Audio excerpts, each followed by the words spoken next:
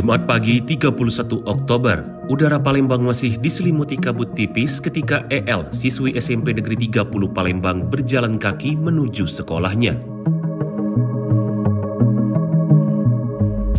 Di tengah perjalanan, ia merasakan perasaan tak enak dan ketika menoleh ke belakang, ia kaget mendapati dua orang pria dewasa ternyata sudah membuntutinya.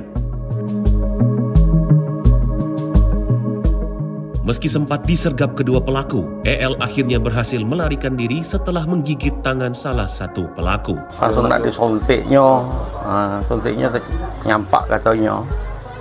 Lantas, seperti apa kronologi selengkapnya dari kejadian ini?